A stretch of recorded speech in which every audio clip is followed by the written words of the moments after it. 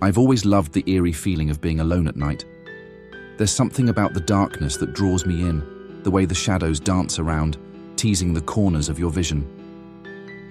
But one night, that love turned into something else entirely: fear.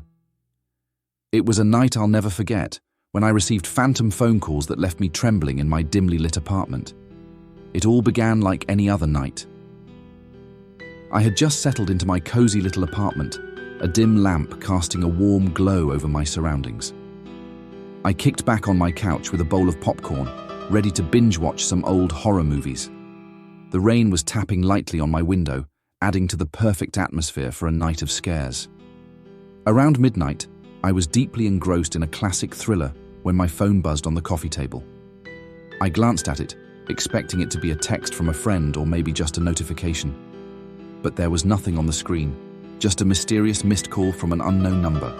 I figured it was probably a wrong number, so I dismissed it and went back to my movie. Minutes later, it buzzed again. This time, the caller ID displayed the same unknown number. I felt a shiver crawl down my spine as I picked it up. I mean, who calls someone this late, right? But curiosity got the best of me, and I answered. "Hello?" I said hesitantly. Static crackled on the other end, and I could barely make out a whisper. It was like someone was struggling to speak, their voice barely audible over the noise. "Can you hear me?" The voice sounded desperate, like it was pleading for help. "Yeah, I can hear you," I replied, a knot forming in my stomach. The voice continued, its tone growing more frantic. "They're coming. You need... listen." I strained to make out the words through the static. It was like listening to a dying radio transmission from some long-forgotten disaster. The voice spoke in a cryptic, riddled language that made no sense to me. "Who's coming?" I asked, my voice trembling. No response. Just more static, and then the line went dead. I tried calling the number back, but it went straight to voicemail, the automated voice telling me that the user was unavailable. I sat there, my heart pounding in my chest. What had just happened? Who was that person, and what were they trying to tell me? I tried to shake it off, thinking it was just some bizarre prank call, but something deep inside me couldn't let it go. As the night wore on, I couldn't focus on the movie anymore. Every creak of the old building, every gust of wind against the windows seemed amplified. I felt like I was being watched, like unseen eyes were staring at me from the shadows. Then, my phone rang again. I hesitated before answering, my hand trembling as I picked it up. "Listen carefully," the voice on the other end said, still struggling to speak. "They are close." The words, "Hold the key." "What do you mean?" I asked, my voice quivering. The voice continued, speaking in that cryptic language. It was as if it was reciting some ancient incantation, each word sending a chill down my spine. Suddenly, the lights in my apartment flickered, and the room grew colder. I felt a presence, something unnatural and malevolent lurking in the shadows. My heart raced as I tried to make sense of it all. Was this some kind of sick prank? Or was I losing my mind? I hung up the phone and rushed to the window, peering out into the rainy night. But there was nothing there, just the empty streets and the sound of raindrops hitting the pavement. I couldn't sleep that night. Every time I closed my eyes, I could hear that eerie voice in my head, speaking in that strange language. It echoed in my dreams, twisting and distorting into nightmarish images. The following night, the calls continued. Each time, the voice on the other end seemed more desperate, more urgent. It spoke of dark forces and ancient secrets, of a hidden world that I had stumbled upon. I tried to research the cryptic language online, but I couldn't find anything that matched what I had heard. It was like it didn't exist in any known language. The more I delved into it, the more it felt like I was opening a door to something I shouldn't. Days turned into weeks, and the phantom phone calls persisted. I became a nervous wreck, my once cozy apartment now a prison of fear and paranoia. I started seeing strange symbols etched onto my walls, as if they had been there all along, waiting for me to notice. One night, as I lay in bed, the voice on the phone grew clearer. It recited a series of words that sent a shockwave of terror through me. "Open the door." Suddenly, my bedroom door creaked open on its own. revealing a pitch-black hallway beyond. I could feel a presence, something sinister and ancient, beckoning me to step into the darkness. I scrambled out of bed, my heart pounding, and slammed the door shut. But the voice on the phone continued to speak, now more urgent than ever. "Open the door. They are here." I knew I couldn't stay in that apartment any longer.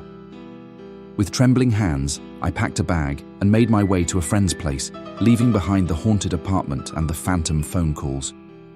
To this day, I don't know who or what was on the other end of those calls. I don't know if it was a prank, a ghostly presence, or something far more sinister. But one thing is certain. That night, I came face to face with a darkness that I can never forget, and a cryptic language that still haunts my nightmares.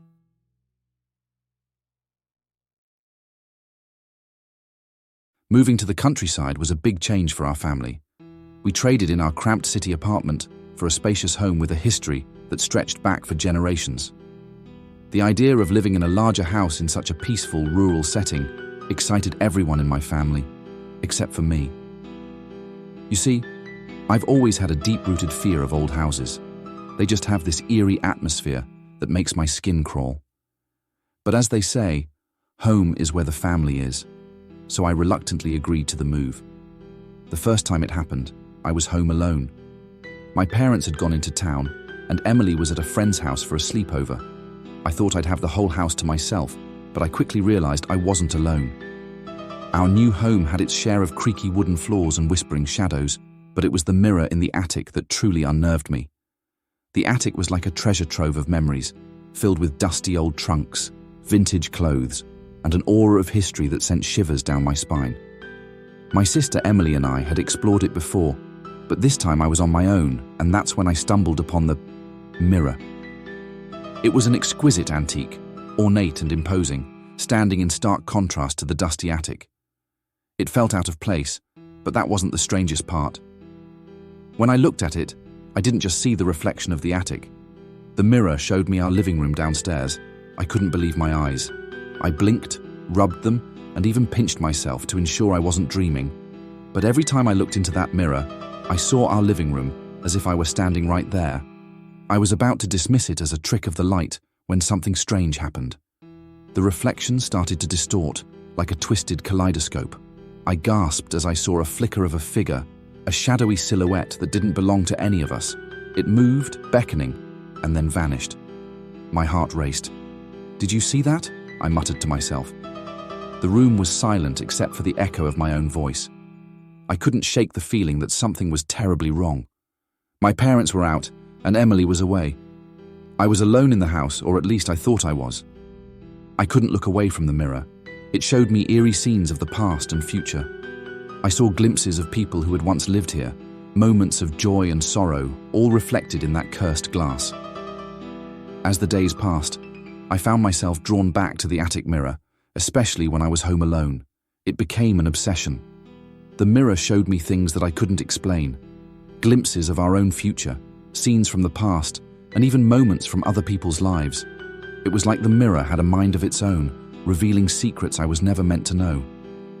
One night, as I gazed into the mirror, I saw something that chilled me to the bone. It was a vision of our family, but we were different. Our faces were twisted in pain, our bodies contorted in unnatural ways.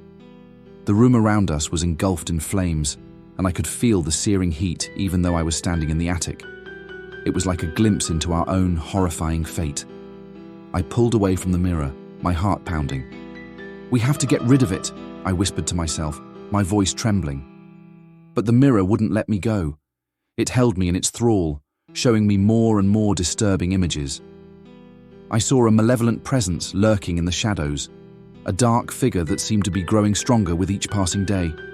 It whispered to me, calling me closer, tempting me with promises of power and knowledge. One evening, as the sun set and darkness descended upon the house, I made a fateful decision. I decided to confront the mirror, to delve deeper into its secrets and uncover the truth behind its malevolent presence. I gathered candles and placed them around the mirror, casting eerie flickering light across the attic. I held a piece of paper and a pen, ready to transcribe any cryptic messages that might appear.